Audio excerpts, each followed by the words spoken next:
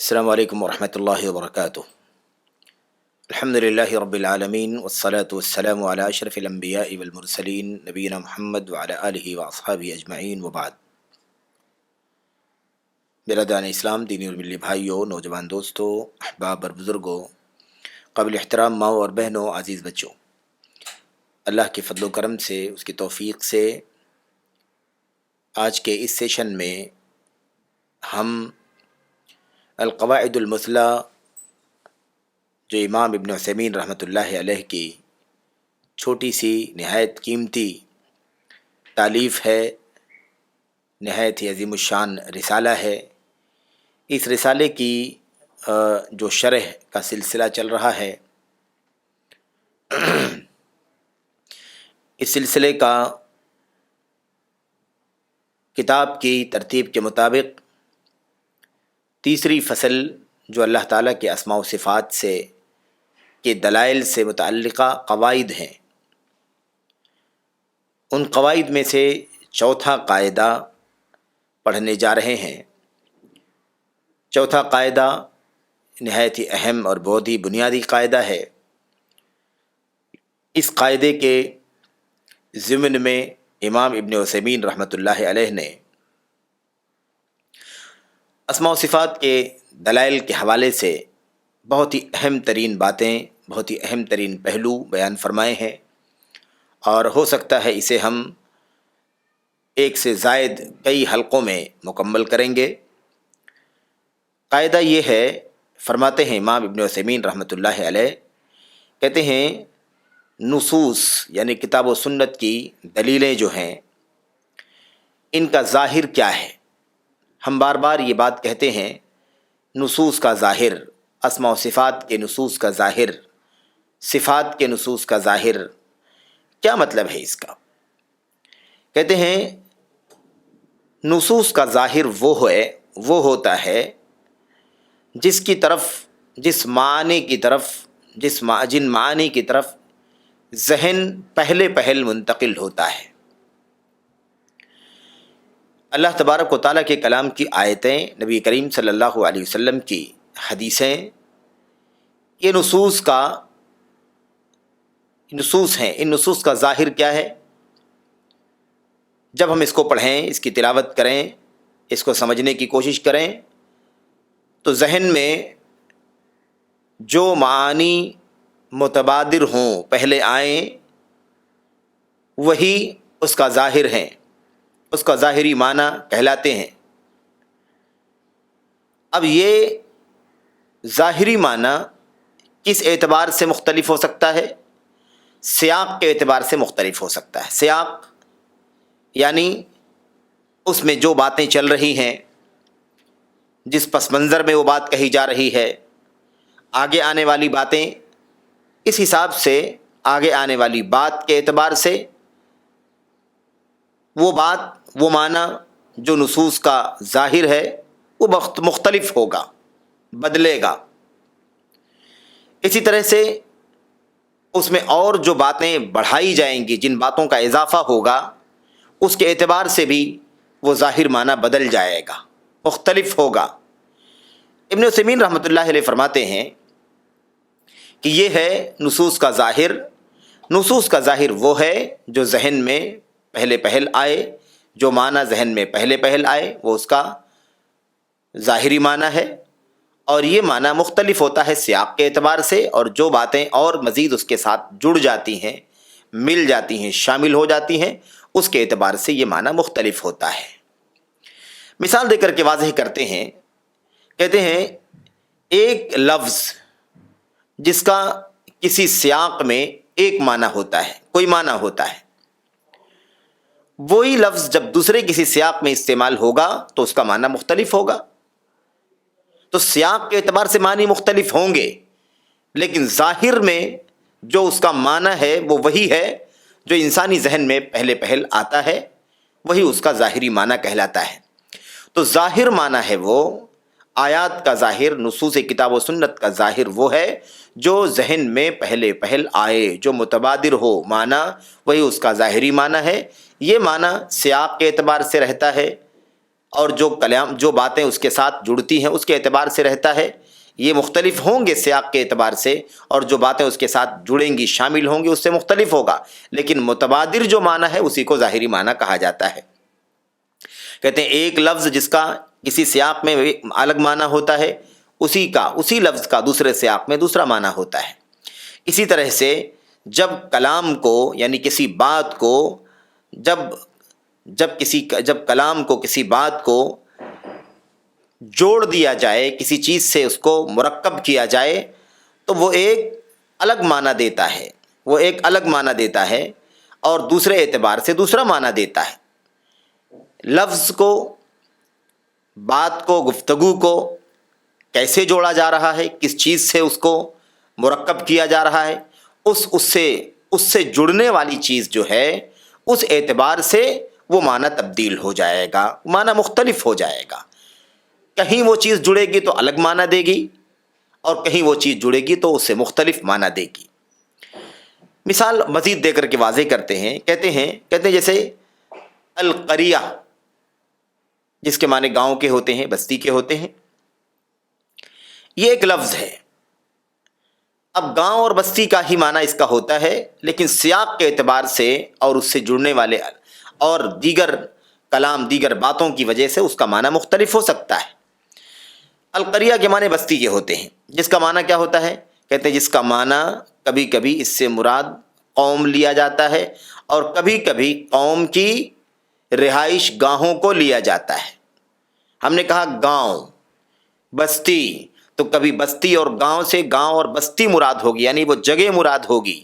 وہ رہائش گاہیں مراد ہوں گی، وہ عمارتیں مراد ہوں گی، یا وہ جھوپڑیاں مراد ہوں گی۔ اور کبھی جب ہم قریہ کہیں گے، بستی کہیں گے، تو بستی سے وہ در و دیوار نہیں، وہ جھوپڑیاں نہیں، وہ عمارتیں نہیں، بلکہ ان در و دیوار اور ان جھوپڑیوں میں، ان عمارتوں میں رہنے بسنے والے لوگ مراد ہوں گے۔ اس کی مثال دیتے ہوئے واضح کرتے ہیں، کہتے ہیں قریہ، بستی، مثال کے طور پر اس سے کبھی قوم اور بستی مراد ہوتی ہے، یعنی رہنے والے لوگ مراد ہوتے ہیں، اور کبھی کبھی ان کی بستیاں یعنی ان کی رہائش گاہیں، ان کی عمارتیں، ان کی جھوپڑیاں مراد ہوتی ہیں۔ یہ سیاق کے اعتبار سے مختلف ہوتا ہے۔ مثال کے طور پر قریہ کے معنی بستی یعنی لوگ، افراد، قوم مراد ہوتا ہے۔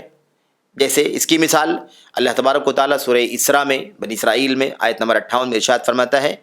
وَإِن مِّن قَرْيَةٍ إِلَّا نَحْنُ مُهْلِكُوهَا قبل یوم القیامت او معذبوها عذابا شدیدا۔ اللہ تبارک و تعالیٰ فرماتا ہے کوئی ایسی بستی نہیں ہے مگر یہ ہے کہ ہم اس کو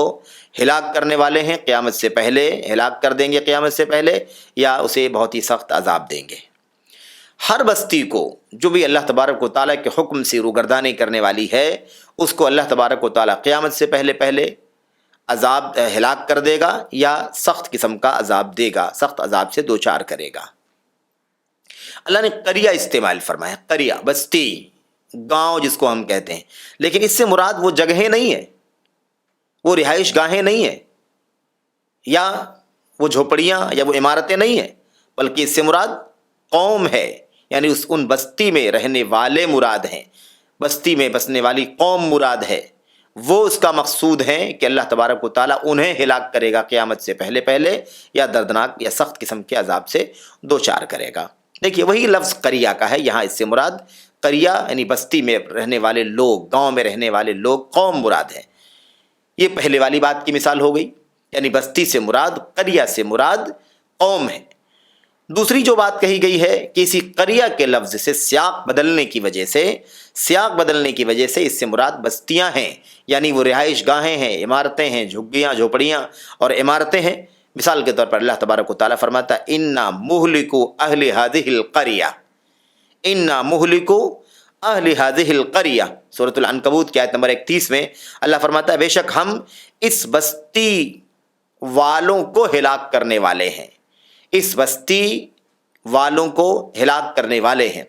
آپ دیکھیے یہاں پر جو کہ اہل کہہ دیا گیا ہے، اس لیے بہت ہی واضح طور پر سمجھ میں آ رہا ہے کہ بستی سے مراد گاؤں ہے، یعنی رہنے والے لوگ نہیں مراد ہیں، بلکہ وہ مساکن ہیں، وہ رہائش گاہیں ہیں، وہ جھوپڑیاں ہیں، وہ عمارتیں ہیں جن میں لوگ رہتے بستے ہیں، قوم کے لوگ رہتے بستے ہیں۔ تو اہل مراد نہیں ہے، بلکہ اس سے مراد اس قریہ سے مراد اہل نہیں ہے، یعنی اس قوم کے لوگ مراد نہیں ہے، بلکہ اس سے مراد رہائش گاہ ہیں۔ سیاق کیا ہے؟ سیاق یہ ہے کہ وہاں پر اللہ تبارک و تعالیٰ نے فرمایا ہے کہ ہم بستی کو ہلاک کرنے والے ہیں۔ ظاہر سی بات ہے کہ بستیوں کو ہلاک کرنا مقصد نہیں ہے، بلکہ اصل مقصد ہے اس میں رہنے والے لوگ مراد ہیں اس سے، اور یہاں اس لیے وہاں بستی سے مراد قوم لیا گیا ہے۔ سیاق بتلاتا ہے، یعنی جو سیاق یعنی گفتگو کا جو انداز ہے، جو بیان ہے گفتگو کا، کلام کا جو بیان ہے، جو سلسلہ ہے، اس سے معلوم پڑتا ہے کہ یہاں پر بستی سے مراد در و دیوار نہیں ہے، زمین نہیں ہے، بلکہ مکانات نہیں، بلکہ اس سے مراد ان مکانات میں بسنے اور رہنے والے لوگ ہیں۔ جبکہ یہاں پر اللہ تبارک و تعالیٰ فرماتا ہے اہل ہذہ القریہ، ہم اس بستی کے والوں کو، اس بستی میں رہنے والوں کو، اس کے باسیوں کو ہلاک کرنے والے ہیں۔ تو یہاں پر جب بستی والوں کا تذکرہ اللہ نے فرما دیا ہے تو اس سے بالکل واضح ہے کہ قریہ سے مراد یہاں پر بستی میں رہنے والے لوگ مراد نہیں ہیں، بلکہ قریہ سے مراد در و دیوار ہیں، مکانات ہیں، جو وہ جگہیں ہیں، وہ عمارتیں اور جھوپڑیاں ہیں جن میں لوگ رہتے ہیں۔ تو بہرحال یہاں پر چونکہ واضح ہے کہ یہاں پر سیاق میں اہل آیا ہوا ہے، اس لیے قریہ سے مراد والے نہیں لیے جا سکتے، قوم نہیں لیا جا سکتا، بلکہ جگہیں ہیں۔ اور پہلے والی آیت کریمہ کے اندر چونکہ اللہ تبارک و تعالیٰ نے ایسا نہیں کہا ہے، بلکہ سیاق سے پتہ چلتا ہے کہ ظاہر ہے کہ قریہ سے مراد ہم بستی نہیں لے سکتے، کیونکہ بستیوں کو ہلاک نہیں کرنا ہے بلکہ بستی والوں کو ہلاک کرنا ہے۔ آپ دیکھیے یہ دونوں مثالیں، دونوں آیتیں بطور مثال ابن عثیمین رحمۃ اللہ علیہ نے پیش کی ہیں کہ ایک ہی لفظ ہے، لفظ ایک ہی ہے، ذہن میں کیا متبادر ہوتا ہے؟ جو پہلے اس کا معنی لیا جاتا ہے، لیکن یہ متبادر ہونے والا معنی سیاق کے اعتبار سے اور جو چیزیں جو الفاظ یا جو باتیں اس کے ساتھ منسلک ہوتی ہیں، جوڑ دی جاتی ہیں، اس کی بنیاد پر بدل جاتا ہے۔ یہاں پر اہل بیان کر دیا، اہل کا لفظ استعمال کیا گیا ہے، اس لیے اس کا معنی واضح ہو گیا۔ اب یہاں سیاق سے یہ سمجھ میں آتا ہے کہ یہاں بستی سے مراد میرے بھائیوں یہ رہنے والے لوگ نہیں ہیں، بلکہ بستی سے مراد در و دیوار اور مکانات ہیں، کیونکہ اہل کا لفظ یہاں پر موجود ہے، جس کا اضافہ کیا گیا ہے، نسبت جوڑی گئی ہے، اس سے ثابت ہو جاتا ہے۔ ایسے ہی دوسری مثال دیتے ہوئے کہتے ہیں آپ مثال کے طور پر کہیں صنعت ھذا بیدی، میں نے فلاں کام، یہ کام میں نے اپنے دونوں ہاتھوں سے کیا ہے، یہ کام میں نے اپنے دونوں ہاتھوں سے کیا ہے۔ یہ اگر آپ کہتے ہیں تو جو آپ نے کہا ہے کہ میں نے اپنے دونوں ہاتھوں سے کیا، تو یہ جو دونوں ہاتھ آپ کے ہیں، ظاہر سی بات ہے کہ یہ ید کا لفظ جو ہاتھ کے معنی میں ہے، یہ اس طرح سے نہیں ہے جس طریقے سے اللہ تبارک و تعالیٰ نے فرمایا ہے لما خلقت بیدی، جسے میں نے اپنے ہاتھوں سے پیدا کیا ہے۔ ہاتھ دونوں الفاظ ہاتھ کے لیے استعمال کیے گئے، دونوں الفاظ ہاتھ کے لیے استعمال کیے گئے۔ یدئی کا لفظ وہاں بھی ہے جو آپ نے کہا ہے، میں نے کہا ہے، اور یدئی کا لفظ وہاں بھی ہے جو اللہ تبارک و تعالیٰ فرما رہا ہے۔ دیکھیے یہاں پر بات سمجھنے کی یہ ہے، یہاں پر ہاتھ کا معنی تو بالکل درست ہے کہ وہاں بھی ہاتھ کا معنی، ید کا معنی ہاتھ ہے، اور اللہ کے کلام کی آیت کریمہ میں بھی یدین کا معنی ہاتھ ہی ہے، دونوں سے مراد، دونوں کا معنی ہاتھ ہے۔ لیکن کیا دونوں میں ایک ہی ہاتھ مراد ہے؟ نہیں، جو ہاتھ پہلے والے جملے میں یدئی استعمال کیا گیا وہ ہاتھ الگ ہے، اور جو قرآن کریم کی آیت کریمہ میں یدئی کا استعمال کیا گیا وہ ہاتھ الگ ہے۔ اس کا کیا معاملہ ہے؟ اس کا معاملہ یہ ہے کہ وہاں پر جو پہلا جملہ ہے جو ہم نے کہا ہے صنعت ھذا بیدی، اسے میں نے اپنے دونوں ہاتھوں سے کیا ہے، تو یہاں پر آپ کی طرف، میری طرف نسبت کی گئی ہے ہاتھ کی، کہ میں نے اپنے ہاتھوں سے، یا آپ نے کہا کہ میں نے اپنے ہاتھوں سے، تو اس میں ہاتھ کی نسبت، ہاتھ کی اضافت آپ کی طرف کی گئی ہے یا میرے طرف کی گئی ہے، جبکہ قرآن کریم کے اندر یدئی کے لفظ کی اضافت، نسبت اللہ تبارک و تعالیٰ کی طرف کی گئی ہے۔ اس لیے دونوں ہاتھ ایک نہیں ہیں، بلکہ یہ معنی ہاتھ کا معنی تو ہاتھ ہے، اس میں کوئی شک نہیں ہے، لیکن میرے بھائیوں، میرے بزرگوں، یاد رکھیں کہ دونوں ہاتھوں میں جو مراد ہے وہ مختلف ہے۔ پہلے والی مثال کے اندر ہمارا اور آپ کا ہاتھ مراد ہے کیونکہ اس کی نسبت ہماری طرف کی گئی ہے، اور اللہ کے کلام کی جو مثال پیش کی گئی ہے اس میں اللہ تبارک و تعالیٰ کا ہاتھ مراد ہے کیونکہ اس میں نسبت اور اضافت اللہ تبارک و تعالیٰ کی طرف کی گئی ہے۔ تو آپ دیکھیں کہ پہلی مثال کے اندر مخلوق کی طرف اضافت ہے، اس لیے اس سے اللہ بندوں کا ہاتھ مراد ہے، اس لیے وہ ہاتھ اسی کے لیے مناسب ہے جس کی طرف اضافت کی گئی ہے۔ اور قرآن کریم کی آیت کریمہ کے اندر ید کی اضافت اللہ کی طرف کی گئی ہے، خالق کی طرف کی گئی ہے، تو وہاں پر یہ دونوں ہاتھ اللہ تبارک و تعالیٰ کے لائق اور شایان شان ہیں۔ کوئی بھی سلیم الفطرت انسان، کوئی بھی صحیح ستھری عقل والا آدمی اس بات میں کہیں بھی گڑبڑ نہیں کر سکتا، بلکہ میرے بھائیوں، میرے بزرگوں، یہ بات کسی بھی عقل مند کے لیے مناسب نہیں ہے۔ نہ کوئی عقل مند یہ بات سمجھ سکتا ہے کہ بندے کا ہاتھ اللہ کے ہاتھ کی طرح ہے یا اللہ کا ہاتھ بندے کے ہاتھ کی طرح ہے۔ بلا شبہ ہاتھ تو ہاتھ ہے، لیکن دونوں ہاتھ مختلف ہیں، اور یہ اختلاف کہاں سے پیدا ہوا ہے؟ یہ ما اضیف الیہ من الکلام، جس بات کی طرف اس کی اضافت کی جائے گی،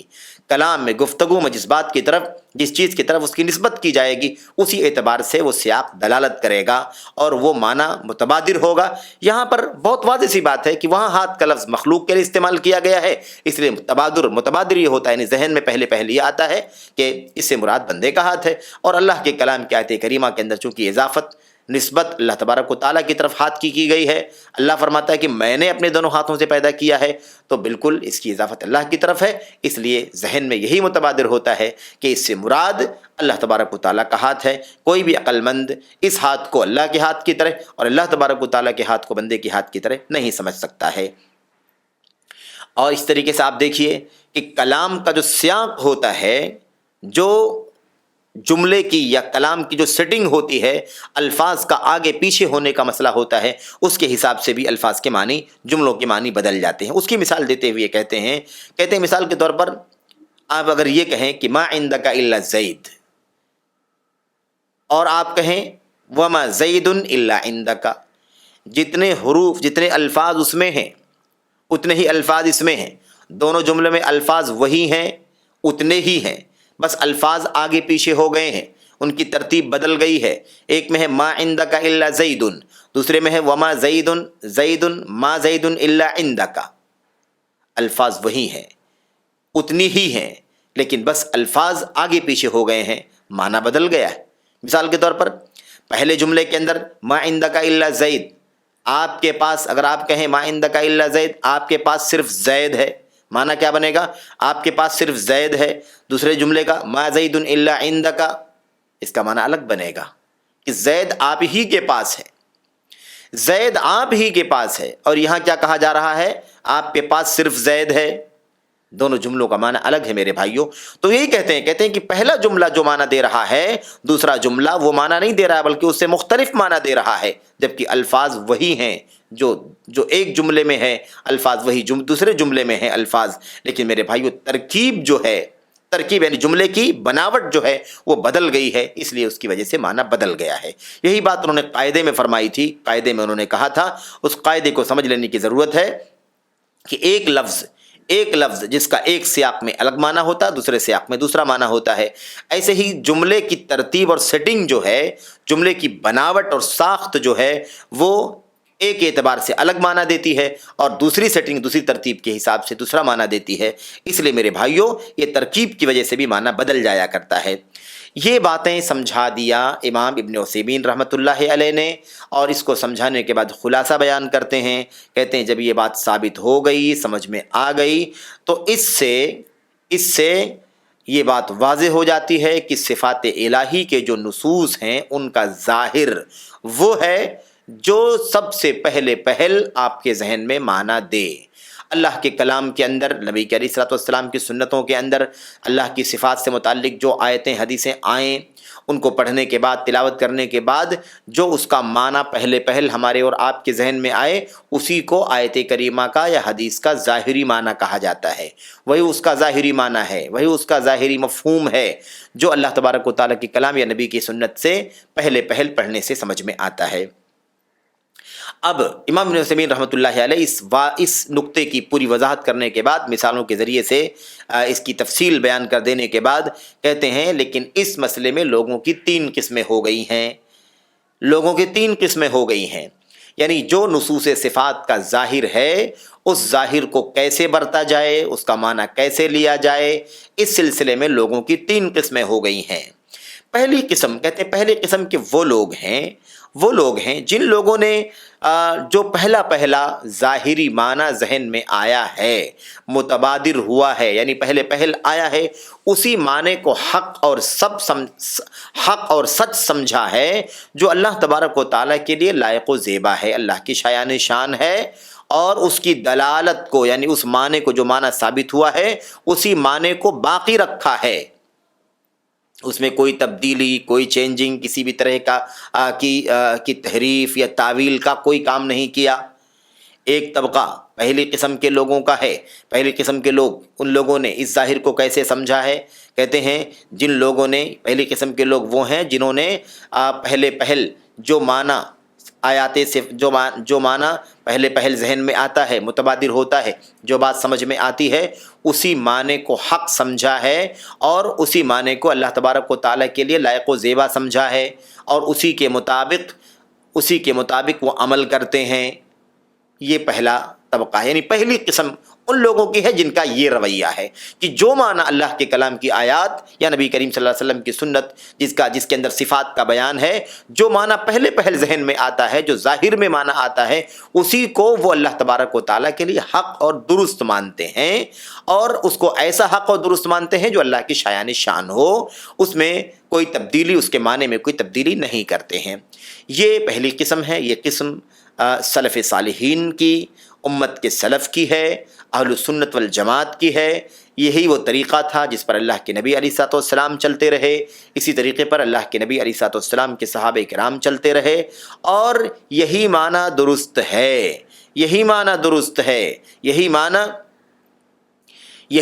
درست بھی ہے، اور اسی درست معنی پر عمل کرنے والوں ہی کو اہل سنت کہتے ہیں، والجماعت کہتے ہیں، یعنی سنت کے مطابق عمل کرنے والے، جماعت صحابہ کے سمجھ اور ان کے فہم کے مطابق عمل کرنے والے۔ امام ابن عثیمین رحمۃ اللہ علیہ فرماتے ہیں کہ یہی وہ لوگ ہیں، یہی پہلی قسم کے لوگ ہیں جن کے اوپر اہل سنت والجماعت کا لفظ صحیح طور پر فٹ ہوتا ہے، ان کے سوا کسی اور کے لیے یہ لفظ، یہ نام مناسب نہیں ہے اہل سنت والجماعت کا، کیونکہ نام تو لوگ رکھتے ہیں لیکن کام ایسا نہیں کرتے کہ واقعی وہ اہل سنت میں اور اہل الجماعت میں شامل ہوں۔ اس لیے دیکھیے، یہی ہے سنت اور یہی ہے جماعت۔ اللہ تبارک و تعالیٰ کے کلام، نبی کے فرمان سے جو بات براہ راست ذہن کے اندر متبادر ہوتی ہے، ظاہر میں سمجھ میں آتی ہے، اسی معنی کو حق ماننا اور اس کو اللہ تبارک و تعالیٰ کے لیے اللہ تعالیٰ کی شایان شان اس کو ثابت کرنا، یہ ذمہ داری ہے۔ اس کو اس کے معنی پر قائم رکھنا، باقی رکھنا ضروری ہے، اس میں کسی بھی طرح کی تحریف، ہیرا پھیری کی ہرگز کوئی گنجائش نہیں ہے۔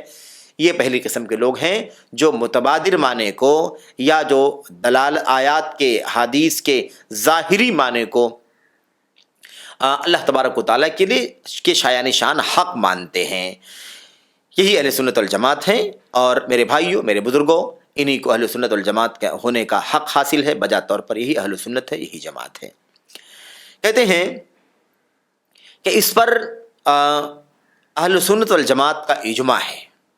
اس پر اہل سنت والجماعت کا اجماع ہے، جو اللہ کے نبی کی سنت اور جماعت صحابہ کے فہم کے مطابق چلنے والے لوگ ہیں، ان کا اس بات پر اجماع ہے، جیسا کہ امام ابن عبد البر رحمۃ اللہ علیہ نے اس بارے میں گفتگو فرمائی ہے۔ امام ابن عبد البر رحمۃ اللہ علیہ کیا فرماتے ہیں؟ کہتے ہیں اہل السنت مجمعون علی الاقرار، اہل سنت والجماعت کا اس بات پر اجماع ہے۔ کیا اجماع ہے؟ کہ صفات جو کتاب و سنت کے اندر آئے ہوئے ہیں، جیسے آئے ہوئے ہیں ویسے ہی ان کو ثابت کیا جائے گا، جیسے قرآن و سنت کے اندر اللہ تبارک و تعالیٰ کی صفات ثابت آئے ہوئے ہیں ویسے ہی ان کو ثابت کیا جائے گا، اور ویسے ہی اس پر ایمان رکھا جائے گا، اس کو حقیقت کے معنی میں محمول کیا جائے گا، مجازی معنی نہیں لیا جائے گا، حقیقت پر محمول کیا جائے گا۔ حقیقت کسے کہتے ہیں؟ جو حق ہو۔ مجاز وہ ہے جس کا معنی بدل دیا جائے اور کہا جائے کہ اس کا معنی حقیقت میں یہ نہیں، یہ ہے، یعنی اس کا مجازی معنی لیا جائے۔ امام ابن عبد البر رحمۃ اللہ علیہ فرماتے ہیں اہل سنت والجماعت کا اس بات پر اجماع ہے کہ اللہ تبارک و تعالیٰ کے صفات جیسے قرآن و سنت کی آیات میں حدیث میں آئے ہوئے ہیں ویسے ہی ان کو ثابت کیا جائے گا، ان پر ایمان رکھا جائے گا اور اسے حقیقت پر محمول کیا جائے گا، مجاز پر محمول نہیں کیا جائے گا۔ معنی کے اعتبار سے حقیقی معنی پر محمول کیا جائے گا، مجازی معنی نہیں لیا جائے گا۔ لیکن یہ اہل سنت والجماعت یہ عقیدہ رکھتے ہیں کہ اور یہ کام کرتے ہیں کہ وہ ان صفات کی کیفیت نہیں بیان کرتے، کچھ بھی کیفیت نہیں بیان کرتے۔ اللہ کا ہاتھ ایسا ہے یا ایسا ہے یا ایسا ہے، نعوذ باللہ، یہ کیفیت بیان نہیں کرتے ہیں۔ اور نہ ہی وہ اللہ تبارک و تعالیٰ کے ان صفات کے حوالے سے کوئی محدود صفت قائم کرتے ہیں، یعنی کوئی خاص صفت لے کر کے اسی کو متعین کر لیں، اسی کو محدود کر لیں اور کہیں کہ اللہ تبارک و تعالیٰ کی صفات کی یہ محدود صفت ہے۔ ایسا بھی اللہ تبارک و تعالیٰ کے کلام، نبی کے فرمان پر چلنے والے اور جماعت صحابہ کے منہج پر عمل کرنے والے یہ اہل سنت والجماعت ایسا عمل کرتے ہیں، اور وہ نہ تو اس کی کیفیت بیان کرتے ہیں نہ کسی محدود صفت میں اسے محصور کرتے ہیں۔ قاضی ابو یعلا اپنی کتاب ابطال التاویل کے اندر فرماتے ہیں، کہتے ہیں کہ ان اخبار کو، یعنی ان احادیث کو، ان آثار کو اور اللہ کے نبی اللہ تبارک و تعالیٰ کے کلام کی آیات کے ساتھ ساتھ کہتے ہیں کہ ان کو رد کرنا یا ان کی تعویل کرنے میں مشغول ہونا جائز نہیں ہے۔ اللہ کے کلام کی آیتوں میں یا ایسے ہی نبی کریم صلی اللہ علیہ وسلم کی جو حدیثیں ہیں ان میں جو صفات آئے ہوئے ہیں اللہ تبارک و تعالیٰ کے، ان کو نہ تو رد کرنا جائز ہے نہ ان کی تعویل میں پڑھنا جائز ہے، بلکہ واجب یہ ہے کہ ان کے ظاہری معنی پر محمول کیا جائے، اور یہ کہ اللہ تبارک و تعالیٰ کے صفات تمام تر لوگ جو بھی اللہ کی مخلوقات میں انہی جیسے صفات سے موصوف ہیں، مخلوقات میں سے اللہ تبارک و تعالیٰ کی صفتیں ان سے بالکل مشابہت مماثلت نہیں رکھتی ہیں، یعنی جن صفات کا لفظ اللہ کے ساتھ استعمال ہوا ہے، اگر انہی صفات کا لفظ اللہ کی مخلوقات، اللہ کے بندگان کے ساتھ بھی استعمال ہوا ہے تو صفتیں ضرور اسی نام سے یاد کی گئی ہیں، لیکن اللہ تبارک و تعالیٰ کی صفت مخلوقات کی صفت کے مشابہ نہیں ہے، اور نہ مخلوقات کی صفتیں اللہ کی صفت کے مشابہ ہو سکتی ہیں۔ یہ ہے تو نہ تو مشابہت کا عقیدہ رکھتے ہیں، تشبیہ کا کوئی عقیدہ رکھتے ہیں، نہ اس کے اندر کوئی تردید اور انکار کا کام کرتے ہیں۔ یہ اللہ تبارک و تعالیٰ کی فضل و کرم سے اہل سنت والجماعت کا عقیدہ ہے، اور ایسے ہی ہمیں کرنا بھی چاہیے۔ میرے بھائیوں، میرے بزرگوں، اس حوالے سے اور بھی بہت ساری باتیں موجود ہیں جو امام ابن عثیمین رحمۃ اللہ علیہ نے اشارہ فرمایا ہے کہ فتاوی حمویہ کے اندر بھی اس بات کا تذکرہ ہے، جیسا کہ مجموعہ فتاوی ابن تیمیہ رحمۃ اللہ علیہ کے اندر اس بات کا تذکرہ موجود ہے۔ یہی وہ صحیح موقف ہے، یہی وہ صحیح منہج ہے جس پر ہم سب کو عمل کرنا چاہیے، اور یہی وہ درست طریقہ ہے جس سے ہٹنا گمراہی کا راستہ ہے۔ اللہ کے کلام، نبی کے فرمان میں جو بھی صفات سے متعلق نصوص اور دلائل آتے ہوں انہیں ان کے ظاہری معنی پر محمول کیا جانا چاہیے، اس کے معنی کو ثابت کیا جانا چاہیے، اس کے معنی میں تفویض نہیں ہونی چاہیے، یعنی اس کو ٹال دینا، اس کو اللہ کے حوالے کر دینا نہیں، بلکہ اس کے معنی کو ثابت کرنا ضروری ہے۔ اور اسی طرح سے اس کی کیفیت نہیں بیان کی جائے، اس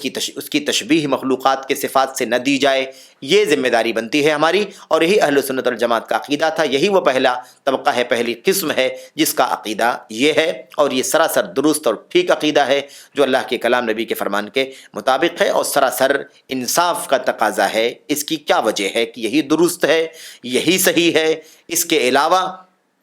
کوئی اور راستہ اختیار کرنا، کوئی اور مجاز کی بات کہنا یا تعویل کرنا یا تفویض کرنا یا مثال کے طور پر اس کے اندر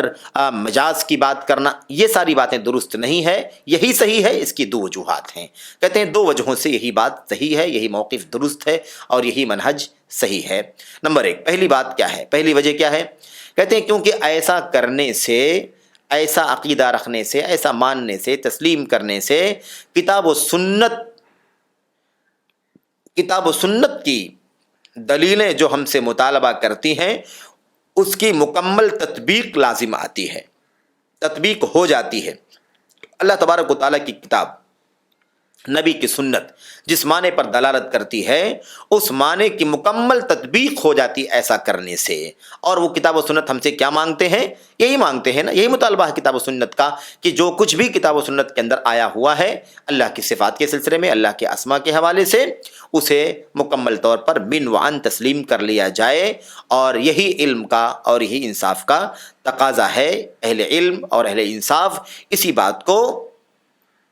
بات کو تسلیم کرتے ہیں۔ تو اگر ہم اللہ کے کلام کی آیات، نبی کے فرمان میں آنے والی اللہ تبارک و تعالیٰ کی صفات کو، اللہ تبارک و تعالیٰ کے اسما کو ایسے ہی تسلیم کر لیں جیسے اللہ کے کلام کے اندر نبی کے فرمان میں آیا ہوا ہے، تو ایسا کرنے سے جو اللہ کی کتاب نبی کی سنت ہم سے چاہتی ہے کہ اس کو تسلیم کر لیا جائے، مان لیا جائے، اس پر عمل کیا جائے، اسے لے لیا جائے، قبول کر لیا جائے، ایسا کرنے سے پورے طور پر اس کی تطبیق ہوتی ہے۔ تو یہی سب سے بہتر ہے۔ ظاہر سی بات ہے کہ اس کو من وعن تسلیم کرنا یہ انصاف کا تقاضا ہے، یا اس میں کچھ نہ کچھ تبدیلی کرنا، ہیرا پھیری کرنا، مجاز کی بات کہنا، یا مجاز کے علاوہ مثال کے طور پر تحریف سے کام لینا، تفویض کرنا، یہ انصاف کا تقاضا ہے۔ یہ تو ہٹ جانے والی بات ہے۔ صحیح یہی ہے کہ ایسا ہی کرنا چاہیے اور ایسا کرنا ہی درست ہے، اس وجہ سے کہ ایسا کرنے سے کتاب و سنت کے مطالبے، کتاب و سنت کے تقاضے کی تطبیق ہوتی ہے، اور یہی انصاف ہے۔ نمبر 2، دوسری وجہ کیا ہے جس سے پتہ چلتا ہے کہ یہی درست ہے، صحیح ہے؟ دوسری وجہ یہ ہے کہ ہمیں اس سلسلے میں سمجھنے کی ضرورت ہے، وہ یہ ہے کہ یہ کہا جا سکتا ہے، ایسا کہا جائے، ایسی بات اس طرح سے اس بات کو سمجھا جائے کہ دیکھیں حق کہاں ہے؟ حق یا تو ان باتوں کے اندر ہے جو سلف نے کہا ہے۔ حق آخر کہاں ہے؟ ابھی ہم نے بات کی کہ پہلی قسم کے لوگ وہ ہیں جو سلف صالحین کے لوگ ہیں، سلف امت کے نقش قدم پر چلنے والے لوگ ہیں، جو اللہ کے نبی کی سنت اور صحابہ کرام کی زندگی کے سیرت اور طریقے پر چلنے والے لوگ ہیں۔ سمجھنے کی بات یہ ہے کہ دوسرا نقطہ یہ ہے، دوسری وجہ جس کی بنیاد پر یہ سمجھ میں آتا ہے کہ یہی حق اور درست ہے، کہ ہم یہ بات کہہ سکتے ہیں کہ یہ بتائیے کہ بھائی یہ سلف صالحین جو باتیں کہتے ہیں وہ حق ہے، یا جو سلف صالحین کے علاوہ دیگر لوگ جو باتیں کہتے ہیں وہ حق ہے؟ دونوں میں سے کیا حق ہے؟ کیا حق ہے؟ ظاہر سی بات ہے کہ کوئی بھی عقل مند انسان، ایمان والا شخص یہ بات نہیں کہہ سکتا ہے کہ سلف صالحین کی جو باتیں ہیں وہ حق نہیں ہے، بعد والے جو باتیں کہتے ہیں وہ حق ہے۔ بالکل ایسا ہو ہی نہیں سکتا ہے۔ دوسری بات باطل ہے، یعنی اللہ تبارک و تعالیٰ کے کلام، نبی کے فرمان کو سمجھنے والے اللہ کے نبی کے صحابہ تابعین کے سے بڑھ کر کے اور کون ہو سکتا ہے؟ اس لیے جو بات سلف کہیں گے وہی بات صحیح اور درست ہوگی، وہی بات حق ہوگی۔ دوسری بات جو ہے، یعنی دوسرے لوگ جو بات کہیں گے وہ حق نہیں ہو سکتا، باطل ہے۔ وہ دوسروں کی باتیں حق ہوں، یہ باطل ہے۔ کیوں؟ اس لیے کہ اس سے یہ لازم آتا ہے کہ سلف صالحین، صحابہ، تابعین اور جو ان کے سچے پیروکار تھے، ان لوگوں نے صراحت کے ساتھ یا ظاہری طور پر نعوذ باللہ ان لوگوں نے باطل باتیں کہی ہیں۔ آپ سوچیں کس قدر خطرناک مسئلہ ہے۔ اگر ہم یہ مان لیتے ہیں، اگر یہ فرض کر لیتے ہیں کہ وہ دوسروں کی بات صحیح ہے، سلف صالحین کی باتیں درست نہیں، حق نہیں ہے، تو اس سے لازم آتا ہے کہ اس کا مطلب سلف صالحین، صحابہ، تابعین وغیرہ نے نعوذ باللہ جو باتیں کہی ہیں وہ باطل بات کہی ہے، چاہے صراحت سے کہا ہو یا ظاہری بات کہی ہو، ظاہر میں یعنی ظاہری جو متبادر ہوتا اس کے حساب سے، لیکن بہرحال ان کی جو باتیں ہیں وہ حق نہیں ہے بلکہ نعوذ باللہ باطل ہیں۔ کبھی بھی یعنی اس سے لازم آتا ہے کہ کبھی بھی انہوں نے، سلف صالحین کے، صحابہ تابعین کے لوگوں نے، ان لوگوں نے کبھی بھی صراحت کے ساتھ یا ظاہری طور پر ایک مرتبہ بھی وہ حق نہیں کہا ہے اپنی زبان سے جس کا عقیدہ رکھنا واجب ہو۔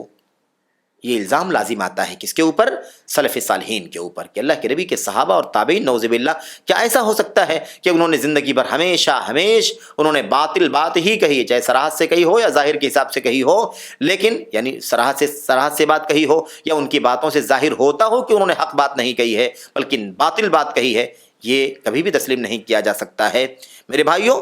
اس سے یہ لازم آتا ہے کہ یا تو وہ لوگ حق جانتے نہ رہے ہوں، حق سے نابلد رہے ہوں، جاہل رہے ہوں، اور یا تو حق جانتے تھے لیکن حق جاننے کے باوجود انہوں نے اس کو چھپایا۔ دونوں میں سے کوئی نہ کوئی ایک بات ماننی پڑے گی۔ اگر ہم یہ نہیں مانتے ہیں کہ سلف صالحین ہی کی باتیں حق ہیں، دوسروں کی غلط ہیں، یہ اگر کہتے ہیں کہ دوسروں کی درست ہیں، سلف صالحین کی باتیں اگر حق نہیں ہیں، اس سے لازم آتا ہے کہ انہوں نے گویا کہ کبھی بھی اپنی زندگی میں صراحت کے ساتھ یا بظاہر یہ نہیں کہا کہ حق یہ ہے، بلکہ ہمیشہ باطل ہی کہا، اور جو عقیدہ رکھنا واجب تھا وہ بات نہیں لائے ایک مرتبہ بھی۔ یہ لازم آئے گا، اور پھر اس سے یہ لازم آئے گا کہ نعوذ باللہ یہ لوگ یا تو جاہل رہے ہوں گے اس وجہ سے وہ حق نہیں کہہ سکے، یا وہ جاہل نہیں بلکہ عالم رہے ہوں گے لیکن اس کے باوجود انہوں نے اس علم کو چھپایا، ایسی کوئی وجہ رہی ہوگی، اور یہ بھی دونوں باتیں غلط ہیں، کیونکہ ایسا ہو ہی نہیں سکتا ہے، کیونکہ نہ تو یہ ہو سکتا ہے کہ وہ جاہل رہے ہوں اور نہ تو یہ ہو سکتا ہے کہ وہ علم کے باوجود چھپانے والے رہے ہوں۔ یہ دونوں چیزیں سلف صالحین کے طریقے، سلف صالحین سے بہرحال میرے بھائیوں الگ ہیں، سلف صالحین اس سے بری ہیں۔ دونوں باتیں باطل اور غلط ہیں، ان کا لا علم اور نابلد ہونا، جاہل ہونا نعوذ باللہ، یہ بھی غلط ہے، باطل ہے، اور علم ہونے کے باوجود بھی چھپانا، اسے نہ بتانا، یہ بھی غلط ہے۔ اور جو چیز لازم آتی ہو وہ ملزوم کو بھی باطل قرار دیتی ہے۔ جب یہ لازم آتی ہے کہ وہ جاہل رہے ہوں گے یا جاہل نے عالم رہے ہوں گے لیکن چھپایا ہوگا، لیکن جب دونوں باتیں غلط ہیں اس کا مطلب یہ دونوں باتیں صحیح نہیں ہیں، دونوں باتیں صحیح نہیں ہیں، ملزوم بھی غلط ہے۔ اس لیے یہ بات طے ہو جاتی ہے، یہ بات متعین ہو جاتی ہے کہ حق وہی ہے جو سلف صالحین نے کہا ہے، وہ نہیں ہے جو سلف کے علاوہ بعد کے لوگوں نے کہی ہے۔ میرے بھائیوں، میرے بزرگوں، تو یہ وہ پہلو ہے، یہ وہ دو پہلو ہیں جس سے ثابت ہوتا ہے کہ سلف صالحین ہی کی باتیں درست ہیں، سلف صالحین ہی کی باتیں درست ہیں، اور کتاب و سنت کی تطبیق دینا، کتاب و سنت کے نصوص کو، دلائل کو ویسے ہی تسلیم کر لینا چاہیے، بلا کسی مجاز کی بات کہے، بلا تحریف کیے، یا مثال کے طور پر بلا تفویض کیے۔ اللہ کی صفات کی آیات کو، اللہ کے نبی کی احادیث کو جو صفات سے متعلق ہیں ان کو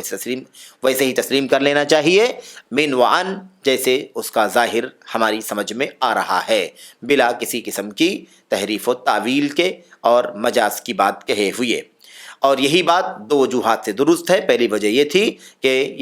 ایسا ہی کرنے سے کتاب و سنت کے تقاضے کی تطبیق ہوتی ہے، اور نمبر دو، سلف صالحین ہی کی بات درست ہے، دوسرے لوگوں کی باتیں غلط ہیں، باطل ہیں، اس لیے وہی بات ہمیں ماننی چاہیے جو سلف صالحین نے کہی ہے۔ یہ پہلی قسم کا تذکرہ ہو گیا اس کی تفصیلات کے ساتھ میں۔ دوسری قسم کون سی ہے جس کا یہ کہنا ہے، جس کا اللہ تبارک و تعالیٰ کے کلام، نبی کے فرمان میں آئے ہوئے صفات کے جو نصوص ہیں، ان نصوص کے بارے میں جو ظاہر پر عمل ہونا چاہیے، جو ذہن میں پہلے آتی ہے، بات متبادر ہوتا ہے، جو معنی اسی کو تسلیم کرنا چاہیے، اس حوالے سے دوسری قسم کے لوگ کون ہیں؟ دوسری قسم کے لوگ ہیں جن لوگوں نے اس ظاہر متبادر معنی کو جو صفات کے نصوص سے ثابت ہوتا ہے اس سے ایک باطل معنی نکالا، جن لوگوں نے اس ظاہر متبادر ہونے والے جن لوگوں نے ظاہر متبادر معنی کو جو صفات کے نصوص سے نکلتے ہیں اس سے ایک باطل معنی لیا، اور وہ باطل معنی اللہ تبارک و تعالیٰ کی شایع نشان نہیں ہے، اور وہ معنی کیا ہے؟ وہ معنی تشبیہ کا معنی ہے، تشبیہ کا معنی ہے، اور اس کا معنی تشبیہ کا لیا، اور تشبیہ ہی کے معنی میں ان آیات کو، احادیث کو باقی رکھا، اور اسی کو متعین کر لیا کہ اللہ تبارک و تعالیٰ کی صفات میں کے حوالے سے جو آیتیں حدیثیں آ رہی ہیں اس سے جو معنی نکلتا ہے وہ معنی وہی ہے جو مشابہت پر دلالت کرتا ہے۔ اللہ کے لیے یہ ہاتھ کا لفظ آیا ہوا ہے، اللہ کا ہاتھ نعوذ باللہ بالکل ویسے ہی ہے جیسے بندوں کا ہاتھ ہے۔ اللہ کے لیے آنکھ کا لفظ آیا ہوا ہے، یہ آنکھ بالکل ویسے ہی ہے جیسے بندوں کی آنکھیں ہیں۔ اللہ تبارک و تعالیٰ کا اترنا، اللہ تبارک و تعالیٰ کا آنا مثال کے طور پر، یہ ساری چیزیں بالکل ویسے ہی ہیں جیسے نعوذ باللہ بندوں کی ہیں۔ تو انہوں نے اس ظاہر اور متبادر کا جو معنی لیا وہ باطل معنی لیا، اور وہ باطل معنی تشبیہ کا معنی ہے کہ اللہ تبارک و تعالیٰ کی یہ صفتیں مخلوقات کی صفات سے مشابہت رکھتی ہیں، اور اسی معنی کو فٹ کر لیا، اسی معنی کو باقی رکھا۔ یہ دوسری قسم کے لوگ ہیں جو غلط ہیں۔ یہ وہ فرقہ ہے جس کو مشبہہ کہا جاتا ہے، ممثلہ بھی کہتے ہیں لوگ۔ یہی وہ مشبہہ ہیں جو تشبیہ دینے والے لوگ ہیں، ان کا موقف غلط ہے، ان کا عقیدہ باطل ہے، حرام ہے، اور اس کے باطل اور غلط ہونے، حرام ہونے کے بہت سارے اسباب اور وجوہ ہیں۔ ان میں سے چند ایک اسباب کا تذکرہ امام ابن عثیمین رحمۃ اللہ علیہ نے کیا ہے۔ اس کا تذکرہ ہم انشاءاللہ تبارک و تعالی اگلے سیشن میں آپ کے سامنے کریں گے۔ یہ دوسری قسم کا تذکرہ ہو رہا تھا جنہوں نے آیات اور حدیث سے ظاہر متبادر معنی کو غلط معنی میں لیا، باطل معنی نکالا۔ وہ تشبیہ کا معنی ہے اور یہ معنی غلط ہے، باطل ہے، اور اس کی مزید جو وضاحت ہے وہ انشاءاللہ تبارک و تعالی، مزید جو تفصیلات ہیں وہ انشاءاللہ تبارک و تعالی اگلے سیشن میں آپ کے سامنے رکھی جائیں گی۔ اللہ سے دعا کرتے ہیں کہ اللہ تبارک و تعالی ہمیں نصوص صفات خواہ وہ آیات ہوں یا احادیث ہوں، اس کا جو ظاہر متبادر معنی ذہن میں آتا ہے اسی کو ماننے تسلیم کرنے کی اللہ توفیق عطا فرمائے، اور اس کو تشبیہ و تمثیل کے بغیر، تعطیل کے بغیر